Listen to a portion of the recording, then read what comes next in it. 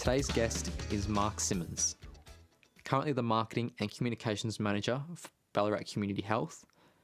Mark's rise into the world of marketing has seen experiences from all sides of the industry. Mark graduated university with a Bachelor of Arts, looking for roles in film and television as an actor.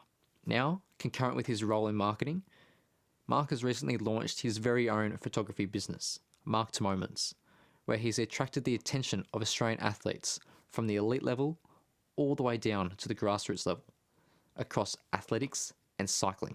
Today you'll learn about the multitude of experiences that have shaped Mark into being an effective and proactive marketer in today's world. You'll learn about the difficulties that Mark faces on a daily basis with the limited funding and resources that he has from the government, and how he stretches those resources to their max to achieve the biggest ROI possible. You'll also learn about the growth of Mark's photography business and where he sees himself going in the future. Let's welcome Mark to the pod.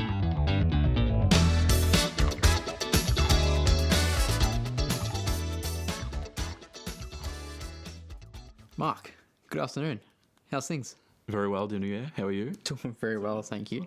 Appreciate you coming down from Ballarat today. It's a fair drive for you, but looks like Mornington's turned on the weather to some degree for early spring. It is a lovely drive down here. Ballarat normally has a grey cloud sitting over the top of it, and it's drizzling or belting down rain, so to get out up here is lovely. Thanks for having me. Oh, absolute pleasure, thank you. You've got a very different career pathway into marketing than, I suppose, the traditional route, if you want to call it that. So my question for you is, how does a guy go from acting and voiceovers to now having a career in marketing? I wonder that too sometimes. Yeah. For me, I feel like I need to go back to almost high school days here. I was a pretty extroverted student and really didn't find a love for text and knowledge and being in the textbooks. So I actually chose a year 10 drama as what I thought would be a bit of a bludge class. I can just cruise around and muck around on stage. But I had a really good teacher support me and say, hey, you're actually quite good at some of the elements of acting, theatre studies. Have you thought about giving this a go through your VCE? And I thought, oh, why not? I don't really have an interest in many other areas, so let's do VCE theatre studies and drama. So I did my year 11 and 12 through that, and as part of the assessment you do what's called a monologue, so it's a 2 or 3 minute solo piece, and I received an A+ for the performance and got to perform in Top Acts, which is the best monologue around the state for Victoria. So from that point I thought, I really want to lean into this idea of getting into the acting world. So at graduation, I put a call out to a bunch of different casting agents and talent scouts across Victoria, and I've landed with an agent based in Melbourne. And from there, I've done television commercials, TV shows, short films, as well as a lot of stints with radio. Fantastic. Yeah. I guess from there, It's a difficult industry. To commit to it full time, you've really got to be quite thick-skinned because you get a lot of no in the industry. Sometimes you don't even get a no. You'll do many auditions back to back all week, and you're just waiting by the phone to see if that talent agent or casting agent will say, hey, you've got the gig. So to put your life on hold is a bit of a test to your moral compass and your values of... I guess, is this something I want to put myself through, this living my life with uncertainty? So I think for me it was realising that this is going to be a pretty difficult career pathway for me, but I knew deep down I had that ability to be able to communicate and connect with people, and a lot of that was through the university degree of the Bachelor of Acting.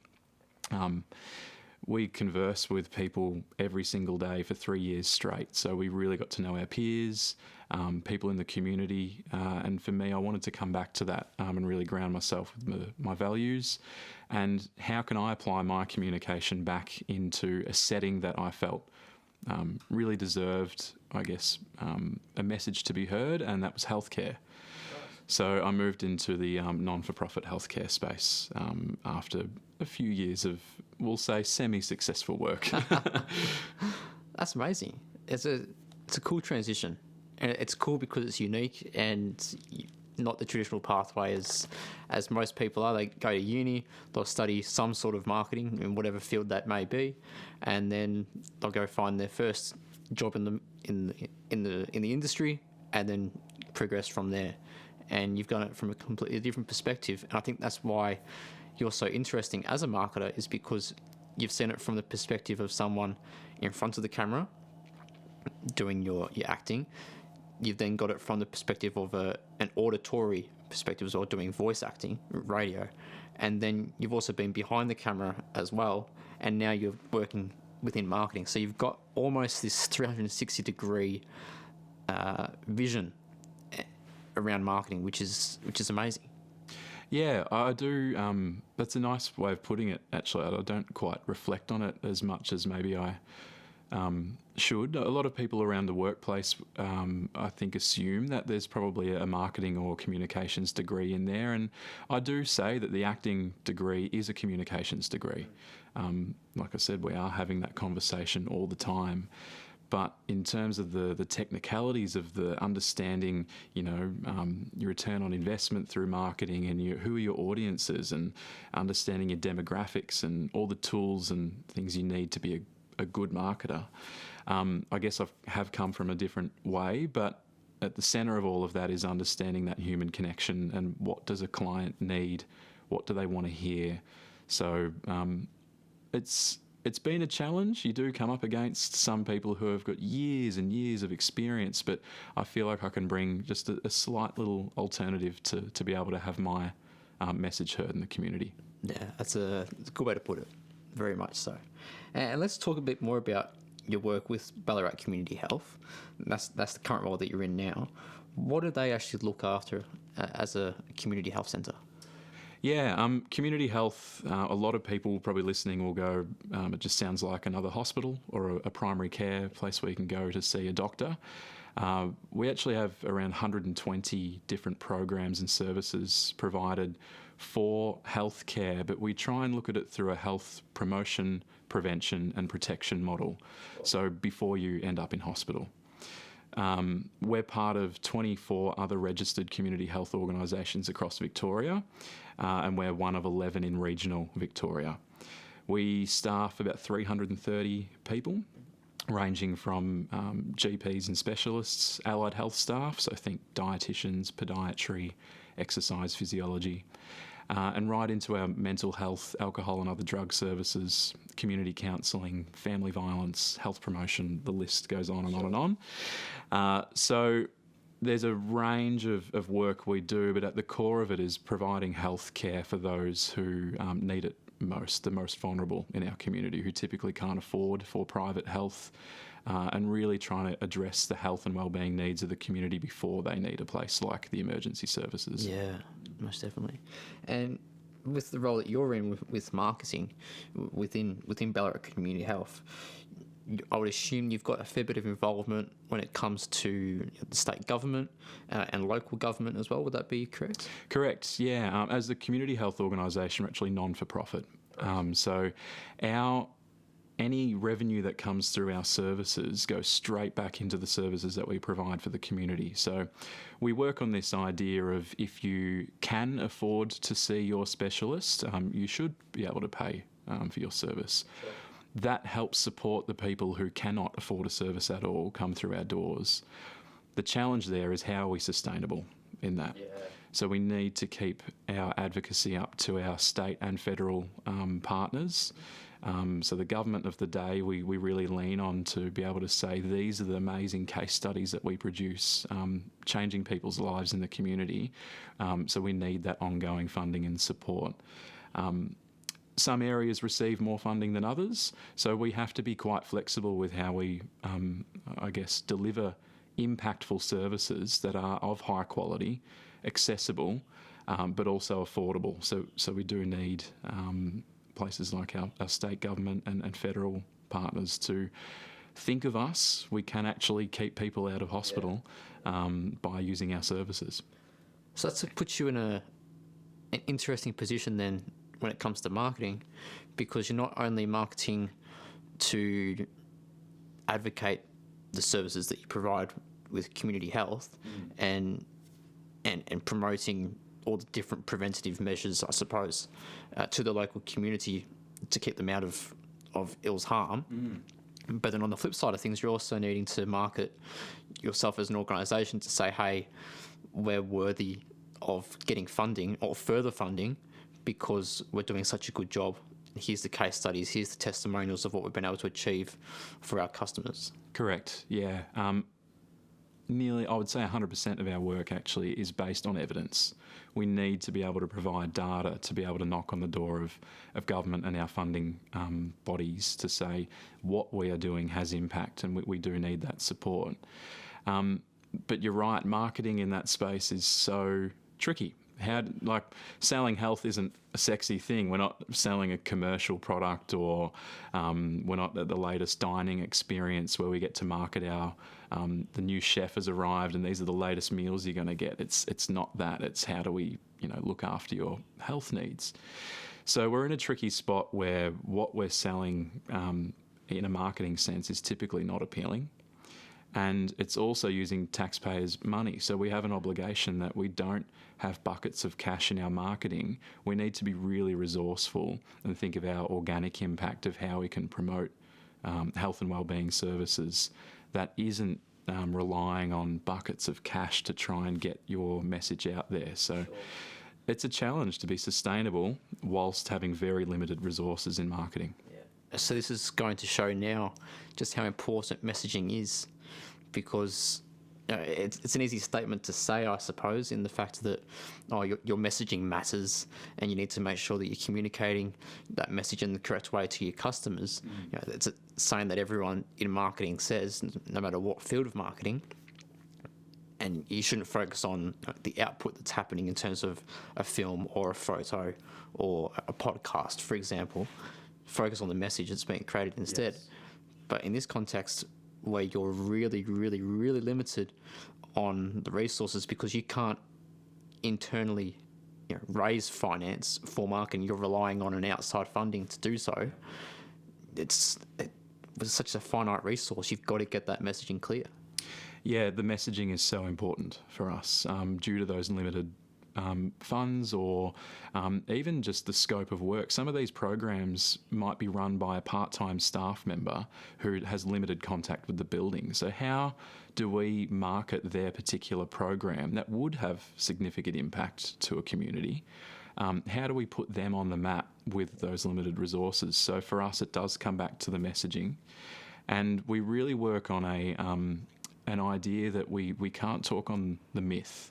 There's no myth busting in the work we do. So an example of that would be currently something topical would be vaping at the moment, particularly with a preventative model. So a lot of people will say, well, vaping's better than smoking. So therefore, if I'm trying to quit smoking, I might just take up vaping. Now, you could argue that there might be some message in that. But for us, as a community health organisation, the message I want to run there is, well, breathing fresh air is better than vaping. Yeah. So we need to stick to the message of what is true and not get down this sort of blurred line area of, a thumbnail that might grab your attention, or talking to a myth creates uncertainty. So we need to set the standard as someone in the community that what you're getting is factual, true, and a reliable service. So the messaging does have to be clear and concise. Yeah, really dial in the specifics that you need for your campaign. It's nice to have a super clickable thumbnail. It's nice to have a fancy smancy set of reels that are going out, or a couple of films or something like that. But really, is that investment worthwhile if you're not saying the clear, detailed and true health advice that it is? Breathing is better than vaping. Vaping is better than smoking. Well, no. Just breathing clear, fresh air is better than smoking or vaping, and just dialing that message in all the time, reinforcing it ongoing. Yeah, we lose sight of that sometimes, I think, in marketing is everywhere. You look left, wherever you're listening to this now, you'll see something marketing in front of you. The thing you've just put down, your mobile phone or that newspaper, or it's everywhere. So how can we have organic cut through in what we say? So we come back to a values-based messaging.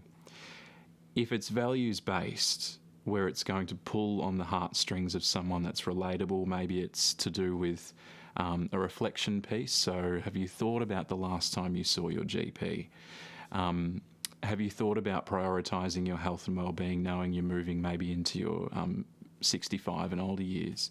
So getting those sort of reflective questions where it sort of puts the person in a space of where they can make an informed decision about moving forward through marketing campaigns has much better impact for us than trying to sell a product or a service. We really need to, I guess, make people think that we need to put your health and wellbeing first. Yeah. It's a fundamental human right, but we forget about it. Mm. So my job in marketing is to remind people that there are so many services available, generally free of charge, that can help you stay out of the hospital system. Yeah. I love how you're speaking then about relatability, because a big part of marketing is that emotion, the emotional aspect, and relatable situations are one of those things that are so relatable. Sorry, start again. That are so emotional, right? Because they're relatable. You can relate to a situation and you have an emotional attachment to that situation. Mm-hmm. And health is such an emotional aspect of life as well. You've got the good and the bad when it comes to health and the emotions that are associated with that. So creating relatable situations in your messaging, would you say, is that a simple process from your perspective? Gosh, it's difficult. Yeah. It is difficult. And I think the reason for that is when we think of healthcare, typically the first touch point of healthcare for someone is when you need to look after something that's gone wrong. You've got an infection, you've got a broken bone, you're feeling off, so you go down to emergency or you visit the chemist. That's when you start to put your health first. So what we're trying to do is trying to market this idea of prevention, promotion. That's not appealing to anyone because I'm not at that point of needing a service. So to be able to make it relatable, we have to come up with methods where it's putting it in front of people's minds before they get to that point. So we actually work with every single high school in the Ballarat region and most primary schools. So we're around 12,000 students that we have impact with each year.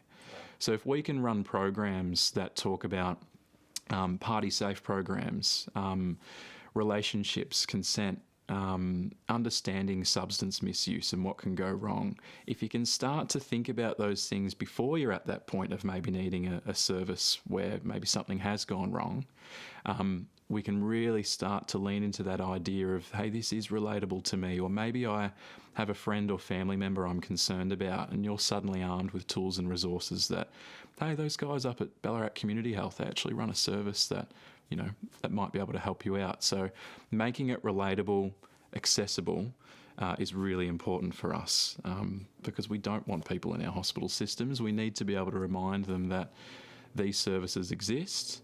But to do that, it just does need that organic cut through of making it a relatable service to everyone from 0 to 99, regardless if you speak English or not. Some of the barriers that we come through are quite challenging in the marketing department. So how can we have that cut through to make sure that person out in the back sticks of a small country town hears our message and relates to them? So outside of the school initiatives that you are currently holding, some 12,000 students every year, what projects or what initiatives outside of that are you taking in your role to market? Yeah, we rely on data's everything for us. You'll hear it a lot in marketing as well. You need the statistics to be able to inform your decision making. I could throw a few $100s behind a social media post and sit back and go, yep, I've reached my audience. Far from it. You need to understand your demographics. So outside of schools, for example, we might say run a cardiac rehabilitation program. maybe it's quite narrow and specific, that someone who has recently had a cardiac event, so they've had a heart attack, but they don't know where to go post hospital. Do you just integrate back into the community and assume everything's all right? So we then have an obligation to look at our data and statistics to see, right, we're seeing a trend that we've got, people maybe 55 and older starting to experience cardiac health events. How do we get to those people? So an obvious one for some people might just be, we'll put something in the newspaper or whatnot, but we've got to get creative. So we will talk to our emergency departments and say, upon discharge of this client, here's a flyer of something they can access after. Or being in a multidisciplinary environment where they might have a touch point with one of our GPs, our GP can refer to that cardiac rehabilitation program, which is sort of that indirect marketing. They're doing our job for us. Sure. So we have a responsibility that all of our staff and community are aware of what we do in a multidisciplinary environment. So therefore we can sort of sit back in marketing and allow our, tentacles to go out and rely on the voice of the community to be able to support our services. So it's getting in the message to the right people at the right time, which will then flow on this effect of they will sell our services for us. They become our advocates. Yeah, and that word of mouth, so critical, especially when you're limited with your funding to actually go and market yourself. You can get ambassadors outside of your organisation to really spread the word and spread the good that you're doing. That the value on that it's hard to put on there. You can't really put a figure on there to say this is what it's worth, because it's invaluable in that sense. That's right, and I think we do get a little bit left out in the idea of when you look at when you hear budgets and you turn on the news and they're talking about health sector, we're only a few % of the health sector. Hospitals take a conglomerate of the amount of money that they take. So community health has a very small voice in all of this. But I can guarantee if we lined up all of our politicians and they listened to some of the positive case studies that came out of clients who access services, that idea of these are genuine people making transformative decisions to their healthcare and well-being, that cut through is so much more powerful than talking to a number or a statistic. So hearing that client voice or having a client that advocates for our service in the community is an extension of our marketing doing its work for us. So we don't need to run massive campaigns and have billboards and be seen for our services. That's great for funding. But if it means that someone can go home with a good experience and tell their family, friends and network that, hey, you should check out these guys, I had a really good experience with them, that is a better result for me and my marketing team than trying to come up with all these creative methods those tricky thumbnails or trying to suck you in with clever marketing tactics. They are our consumer voice. Yeah. One of the biggest preventative measures that you can do for your health is to exercise and to play sport. Yeah. And sport is where we met. Yes. That's what we met through athletics, through running. And it was the Ballarat gift from memory back in Feb of this year. Mm-hmm. Is that right? That is right. That's right. Yep. So for listeners and for viewers to give a bit of context to this, so obviously I do a lot of work with the Victorian Athletic League, and the Ballarat gift is one of the many races across the season, and turned up on the Saturday afternoon, early Feb. And Neil, the VAL photographer, comes over to me. He goes, Didier, there's another photographer who's come over to me, introduced himself, Mark. He's going to be taking some photos. Just letting you know. He thought he'd better let me know because we had a few issues in the weeks prior with a number of different photographers causing a few problems at a few of the meetings.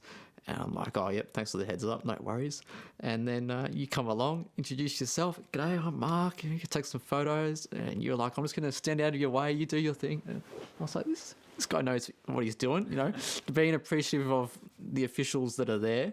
And you're coming in, you do your thing, you're not going to interrupt. And I thought, that's a good way to go about things. You're not intruding yourself too far. I thought that was quite respectful in that sense, and that's how we met. And then from there, obviously things have gone through the season for the VAL, and now, of course, doing a catch up now too. But what made you get into photography in the first place, aside from being behind the camera a bit when you're doing your filming, and then also athletics, pro running. Like, what was the draw card there? Yeah, gosh, there's a bit in that, and that's funny you bring that up too, that story of how we met. I think you've got to respect those around you that have had the experience and maybe contracts in place that this is their gig to do this. I'm just a blow-in for the first time here shooting, so you've got to be able to respect people in their positions. So, yeah, credit to the amazing work that you've been doing in that space as well. Oh, thank you. Athletics, yeah. I'll talk from actually the camera side of it first and then why athletics.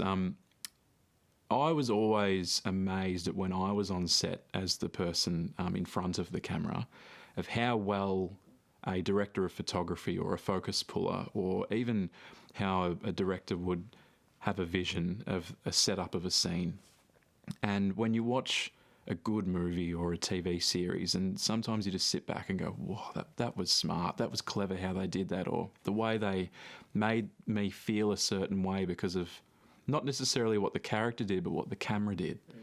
So I was always amazed at how this piece of glass and little computer in your hand can come up with such stunning storytelling.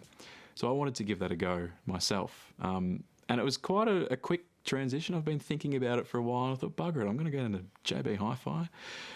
I have no idea about cameras.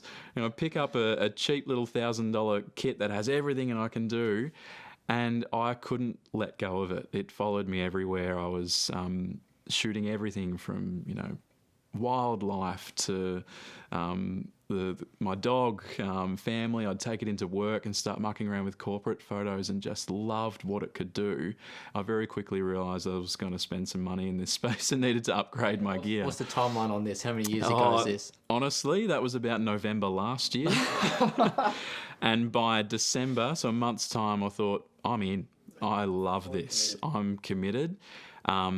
And my weekends were just devoted to pouring time and, unfortunately, money into this space, which sort of made me feel like I needed some subjects. What can I shoot here? And a lot of my close friends are either ex-pro runners or do gift running currently. So they'll be in the Tasmanian Athletic League or some in the Victorian Athletic League.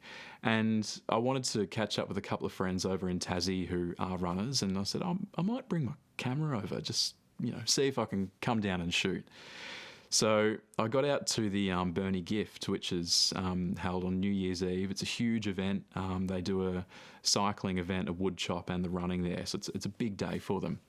And I was able to get accreditation for the day I had no idea what I was doing, standing out in the middle of this oval, shooting on everything's auto because I don't know how to use focus or anything. And I delivered a few photos back to the running group down there, and they all said, "Oh, Mark, these are great." And I said, "Oh, really?" And they said, "Yeah, you should take this up." And that was the first time I genuinely thought about maybe there's something financial in this I could look at.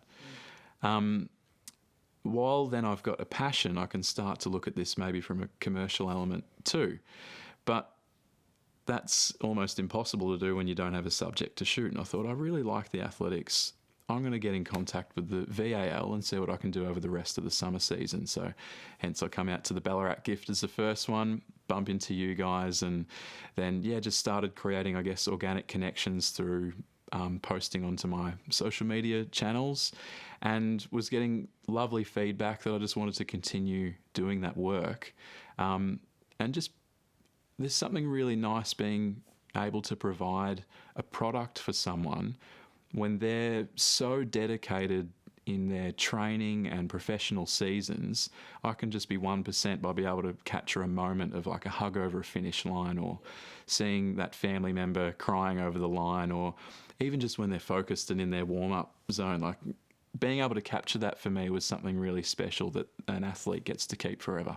Yeah, and it is some great work. It is some great photography, and particularly within the community of pro running across all different states, because it's a national-wide attraction. It's something different.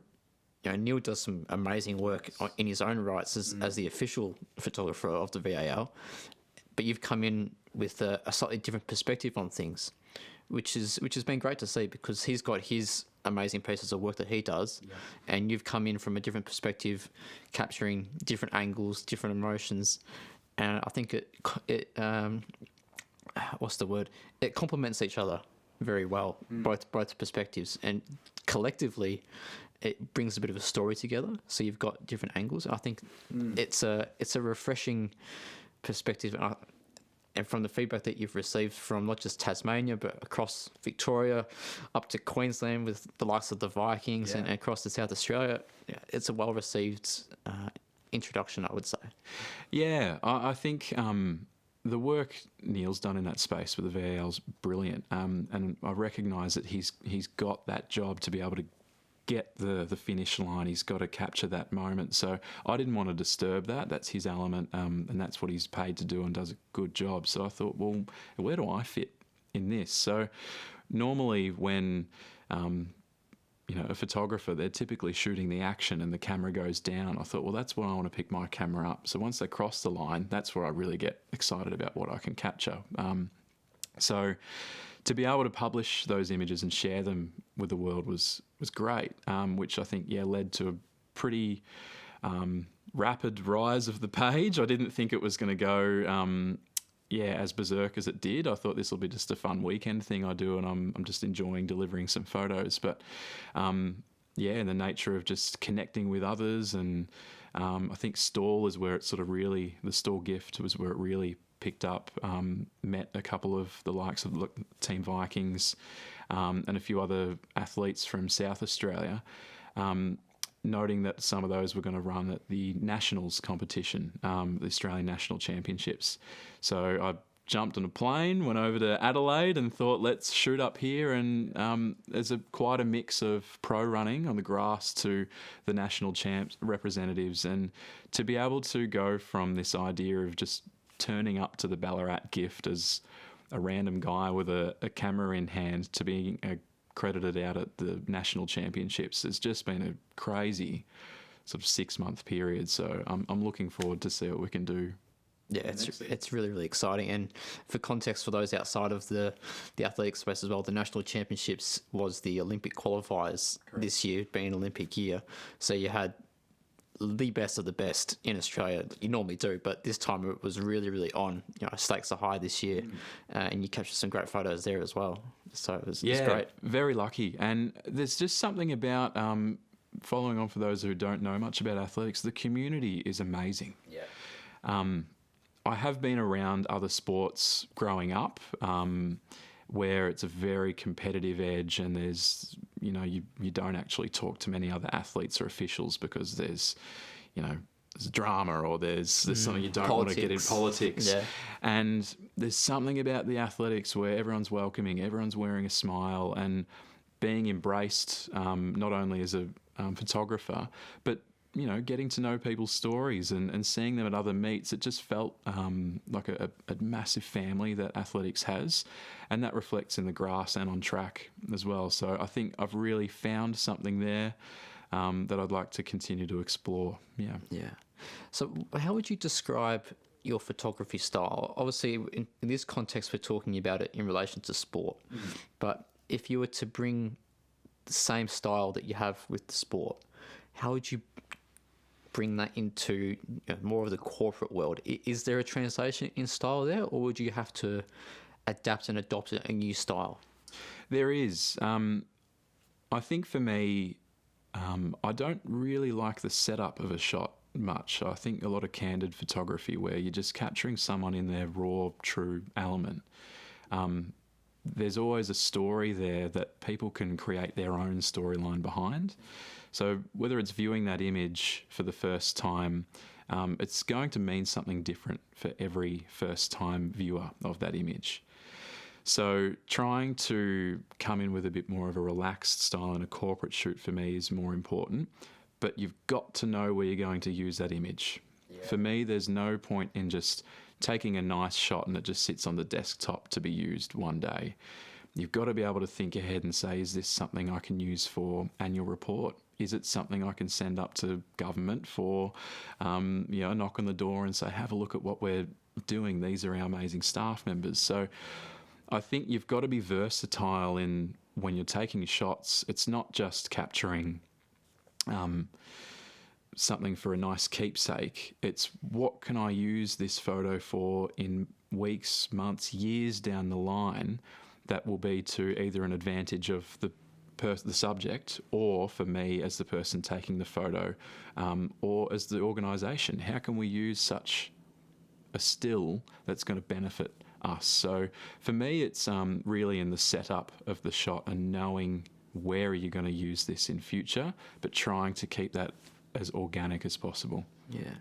When James Pine was on a few weeks ago, I asked him the question of where do you see photography being used in corporate, in marketing, and in the years going forward as well, because obviously it's a rapidly changing environment.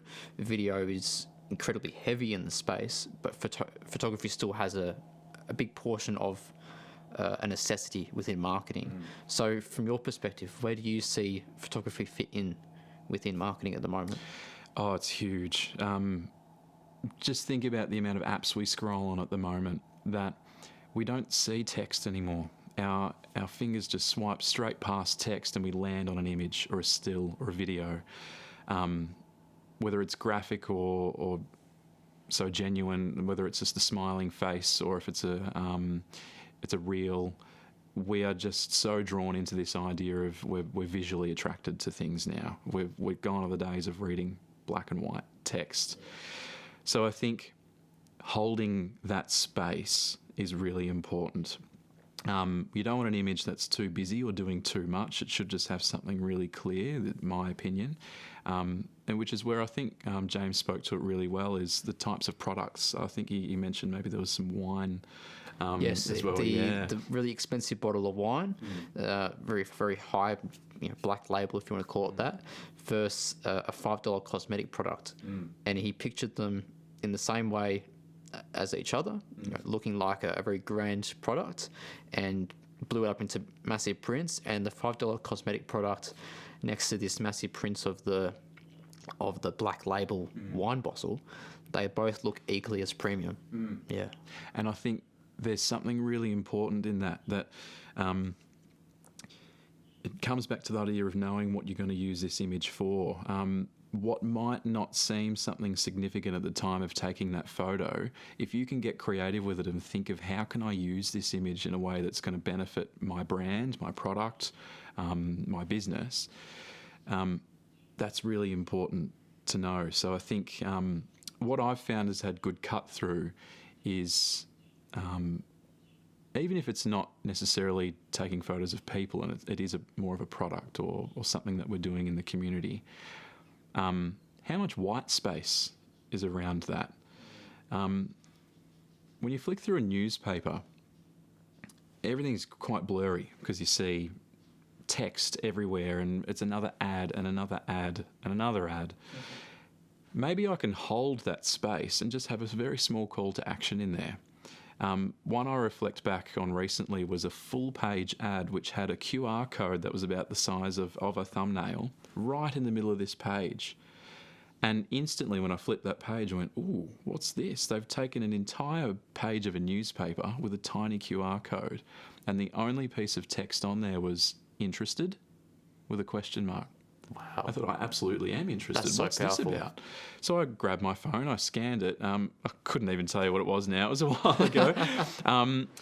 But the way they held that space, incredible. It's not just another image in another flip book or another scrolling past. There was something about, what's this? I am interested. They've taken up all this space on this device or this newspaper just to come up with a tiny little thumbnail. It worked. It got me. So you don't have to go big and proud and loud and colourful. It can be as simple as something so minute, like a tiny little QR code with no text around it.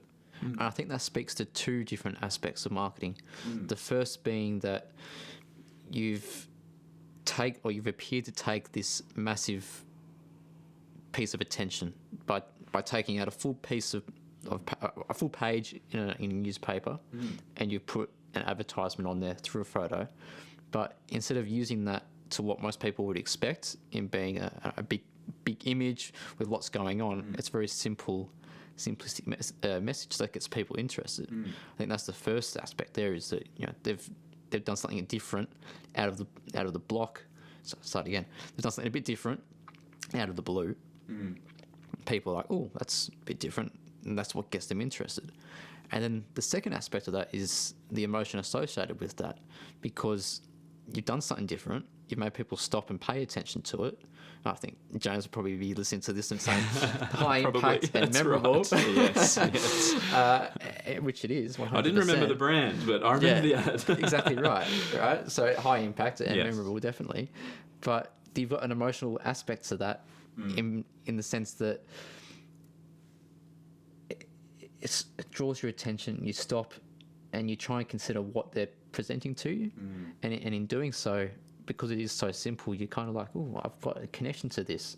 And you may not be able to put an emotion to that and say, this gives me joy or happiness or whatever. But that curiosity of trying to understand what it is, and then within that there's a call to action without people realising it, to actually go and do something. Take your phone out, as you did, scan the QR code, and see what comes of it.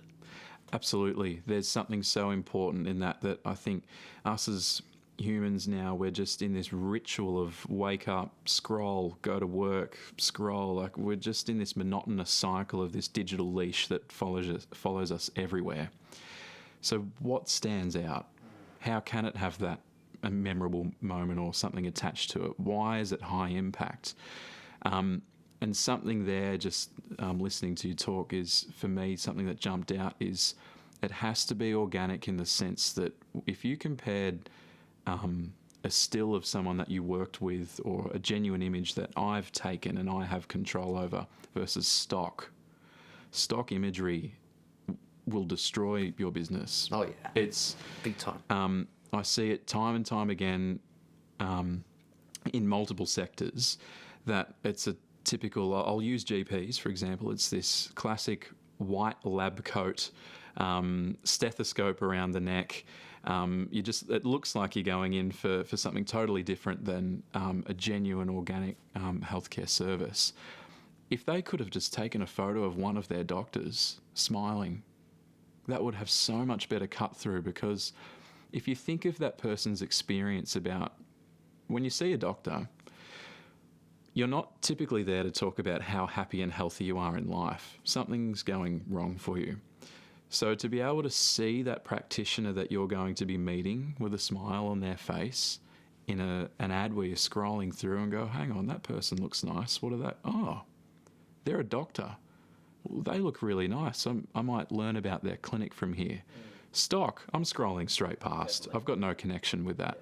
So I think we've really got to value the assets within an organisation. So don't be afraid to use I'll call them talent, your staff members as talent within an organisation, whatever you're doing for work, rather than going for that beautiful model or that ideal of what a stock image would look like to sell your business. If you've got it within your four walls, use it. It will cut through more. Yeah, I think that's a really important message, and very timely as well. I love aviation, like planes, and there's just been an announcement in the last week that Koala Air are going to be coming into the Australian market.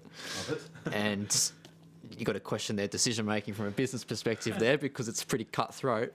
But the reason I bring this up is on their website, and this is a review of the business I was watching, hence I know about this. On their website, they've got a stock image of just a corporate boardroom meeting, people in discussion, and the guy that was reviewing this announcement and talking about it, he said, here's this stock image, and here's another site this is used on, and here's another site this is used on, and it was 3 or 4 different sites, and he found the original photo publication on Adobe Images or whatever platform it was, Shutterstock or whatever. And I'm thinking to myself as I'm watching it, and as you're just speaking now, I'm thinking, there's such a missed opportunity there. Absolutely. Because they could be saying, we're coming into the market now. They've been around for a while, but now they're actually going into the commercial market, right? They could have had big missed opportunity by putting a photo of people within their organisation, their pilots or whatever it may be, just to give a bit more of a connection between us as consumers, as customers, and them as the business. And by having this stock image, I'm thinking to myself, well, it's a bit cold. It's a bit of a nothing brand now. And healthcare is so important. You've got to have that connection with your GP, with your specialist, or whoever it is. So why would you use something stock and bland? It doesn't have to just be photo, even video or text-based. Why use a text-based AI something to create a little article about it when you could just give 5% even? You can do 95% AI. That's fine for what the world is right now. But give 5% from your own perspective just to draw a bit more connection. Or in video, don't go and use stock footage in video. Go and shoot it yourself. Shoot your team. Doesn't have to be anything crazy. Just use your phone. Where humans are smart, we'll make decisions based on something that we see within a split second. You'll scroll and look at something and go, nah, that's not them. And that's the experience that you and many others have now had looking at this corporate photo of, are they genuine? Do they care about their clients? You start to question, and all of a sudden you've got this negative tone on what could be an incredible and successful business and operate incredibly well and maybe have the best airfares. But all of a sudden you've just come in with a negative tone straight away. So it's so important in marketing that you're providing positive affirmations that what we're doing is good, it has impact, comes back to that values base, that when you scroll and stop and see something that I know I'm getting a genuine product here. And maybe it can be assisted with AI. We can't be afraid of it. We've got to lean into it. Helps me with some projects sometimes. I'm the same here. I use it on a daily basis for things, but I'm not using it for the sake of trying to build a connection with someone. That's got to be authentic. That's got to be genuine. AI can't help you do that. Correct. Yeah. And one of your previous guests as well, looking at that LinkedIn, Steve, this idea of it's got to come back to relationships too. We are in such an information world at the moment that we've got to have that organic cut through. Regardless if AI is making our messaging for us, there's still got to be that human element where you do have to tweak and make your message, relatable to your particular client, or if it's a demographic you're trying to reach. Absolutely, you've got to review it and make that work. But how important is it that you can form a relationship through a visual or through a call to action versus something that is so cold and stock that you're just going to scroll straight past? So you've got to know that in the marketing industry of who your audience is and how can I connect with them. So then, Mark, what would you say is your piece of advice in relation to marketing, whether it be in health or professional services, sport, very, very broad, tons of industries. Any industry that you think would benefit from a piece of advice from you in relation to marketing? Yeah. I think for me, there's always a battle in marketing that you've got to come up with the next best thing. How can I beat my competitor in whatever environment you're in? So if that's hospitality or retail or, sport, health. For me, it's just trusting that what you're doing is enough. And there's always going to be competition around there. It's that method of keeping your friends close and your enemies closer. So an example is if there's a KFC that goes up, there's a McDonald's within eyesight, nearly guaranteed all the time. Yeah. What that does is creates choice for the consumer or the client, the customer.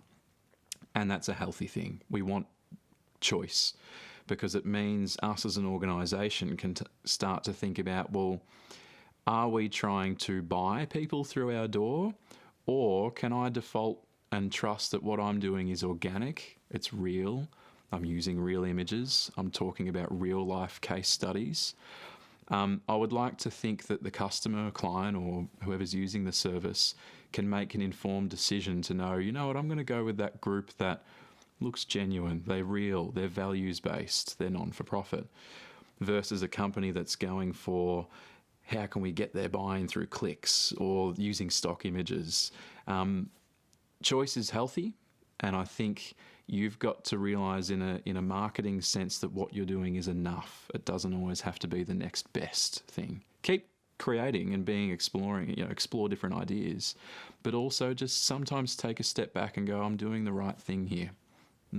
That's a really powerful message. And I think it blends well into the next couple of questions I want to ask you as we finish up this afternoon. So the first question is, what is the biggest lesson that you've learnt over your career as a marketer? And I think this is where that message kind of blends in very well. And then the second question is, what one tip would you give someone who's completely fresh to marketing in any type of marketing field for them to improve by 1% today? Yeah, one piece of advice for... I'll start with the last one, actually. For me, that's a no-brainer. It is relationships. If you are a good communicator, you will go far in any industry you're in. But marketing, if you're authentic and real and can have a conversation, that has major cut through. So whilst you might be exploring all your technical data analysis skills and Google Analytics and honing that craft, don't forget that a real relationship with someone will have the best cut through. So for me, it's exploring those personable skills and attributes. You might have a resume decked out with certificates and bachelors and doctorates, who knows? But if you're not human and you can't have a conversation with someone and be relatable, I don't think a place is going to be too interested in you. You've got to have that ability to be able to have that connection and conversation. So that piece of advice is really lean into your personable attributes. And you can do it socially. That doesn't have to be through work. Practice on your friends.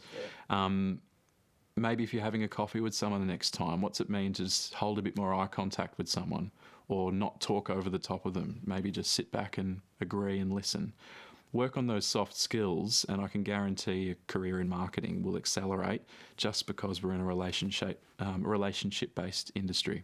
And I think that's really important in today's world as well, where we're moving more in the AI space, which is great. It opens up a lot of opportunity, but opportunity at what cost?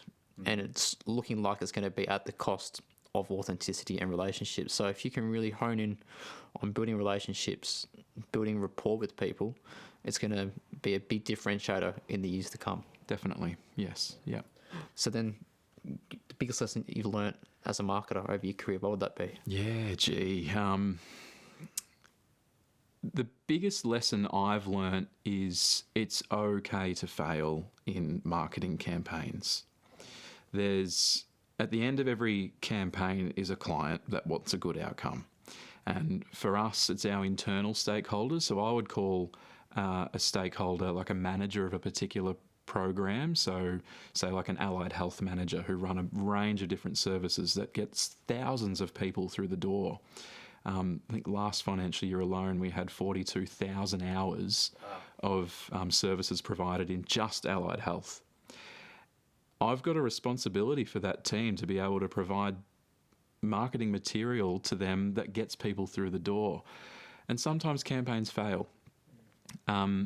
Maybe I've done a call to action where it was too late down the line, or perhaps I had a slightly narrow window with the demographic or age range I was trying to meet.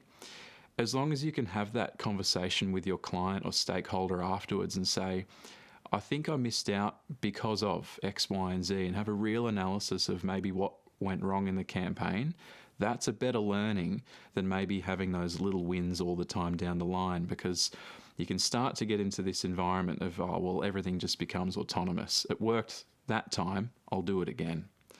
It's not the case. You've got to be creative and have analysis of every single marketing campaign that you're doing, because the needs are going to be different. Even if it's the same client, still check in. Are you going for the same result? Were you happy with the amount you spent on that last program? What can we do different? So knowing that it's okay to fail and reflect back and look on something that perhaps didn't have that cut through that you wanted or your stakeholder wanted, be honest in that conversation, but know that you've got somewhere to go. Mark, thank you so much. It's been phenomenal to be able to chat this afternoon and learn a lot more about what it is that you do with community health at Ballarat and the challenges that you're facing, because it's a unique situation to be in, and it's tough to market and advocate for prevention and health when you've got to advocate for promotional funding and marketing funding. So you're doing a phenomenal job, and it's been great to chat as well about your photography and Marked Moments, which is the business name, I suppose. So you can see that on Instagram, Marked Moments, and you're doing some great work there. So I hope to see that expand across pro running, cycling, and maybe who knows beyond that into a range of other sports, because you're doing a great job.